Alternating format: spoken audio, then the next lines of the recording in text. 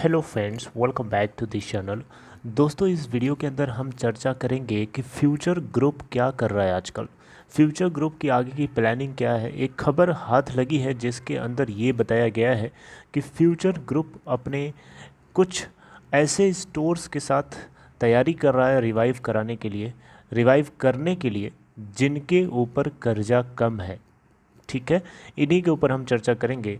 लेकिन उससे पहले आप लोगों से रिक्वेस्ट करना चाहूँगा, अगर आप चैनल को फर्स्ट टाइम देख रहे हैं फाइनेंस मार्केट को सब्सक्राइब करके बेल आइकन को हिट कर लीजिए और डीमैट या ट्रेडिंग अकाउंट के लिए डिस्क्रिप्शन बॉक्स में एक लिंक आपको मिल जाएगा।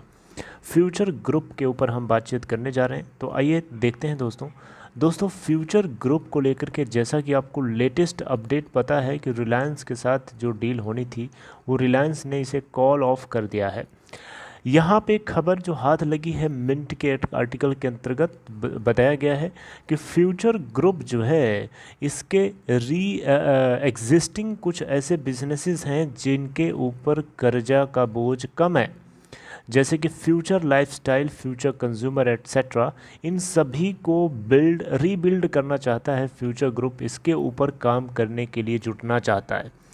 डेट राइट एंड फ्यूचर ग्रुप अब फोकस करना चाहता है बचाना, प्लस जो बचा खुचा माल है उसको आगे रीबिल्ड करना, उसको रिकन्स्ट्रक्ट करना, उसको रीस्ट्रक्चर करना।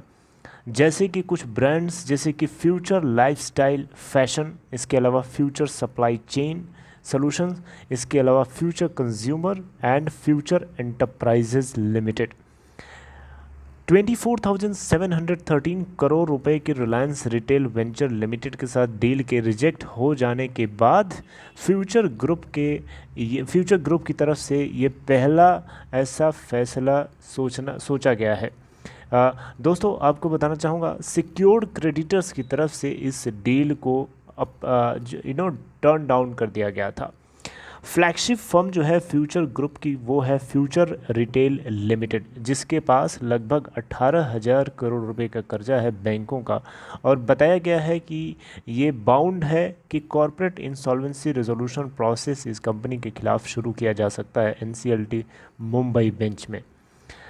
और दोस्तों, कुछ कंपनीज हैं जैसे कि फ्यूचर एंटरप्राइजेज लिमिटेड है, फ्यूचर लाइफस्टाइल फैशन लिमिटेड है, future supply chain solutions limited है, फ्यूचर कंज्यूमर्स लिमिटेड है। इन सभी के अपने बिजनेसेस हैं और सक्सेसफुल बिजनेसेस हैं और वो अपने बिजनेसेस से सस्टेन कर सकते हैं, अपने बिजनेसेस से अपने आप को संभाल सकते हैं। और कुछ बचा खुचा जो उनकी टैक्स जो लोन लाइबिलिटीज़ हैं उनको रीस्ट्रक्चर कर सकते हैं और करंट लेंडर्स और एग्जिस्टिंग लेंडर्स और इन्वेस्टर्स के साथ मिल करके ऐसा पॉसिबल है। फ्यूचर एंटरप्राइजेज लिमिटेड की बात करें तो 5,000 करोड़ रुपए के आसपास का लोन है इसके ऊपर। और कंपनी यहाँ पे फ्यूचर एंटरप्राइजेज लिमिटेड जो है इसकी एक हिस्सेदारी है future generally India insurance business के अंदर। वो इस समय सेल पे है, लगभग 3,000 करोड़ रुपए का यहाँ से इनको रियलाइजेशन हो रहा है। और ऐसा बताया जा रहा है कि ये डील ऑलमोस्ट कंप्लीट है।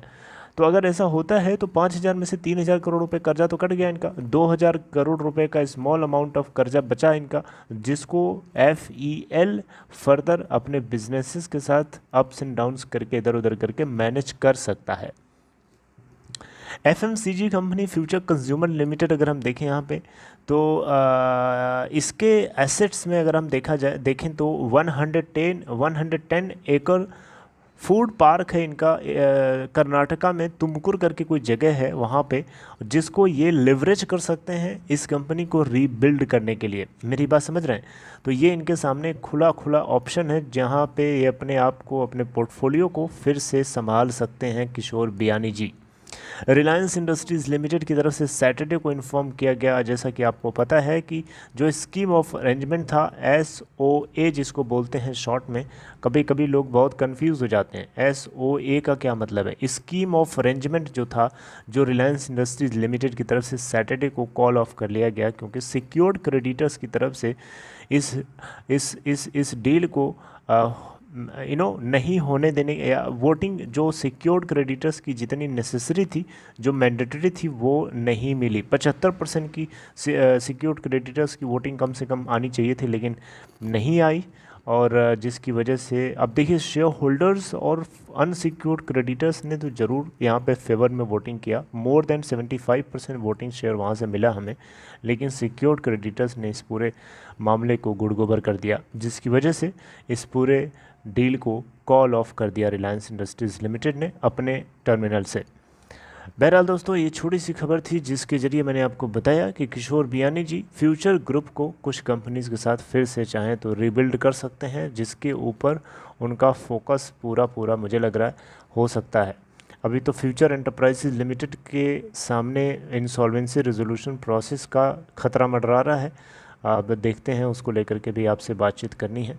आगे मिलेंगे, तब तक अपना ख्याल रखिए। Take care.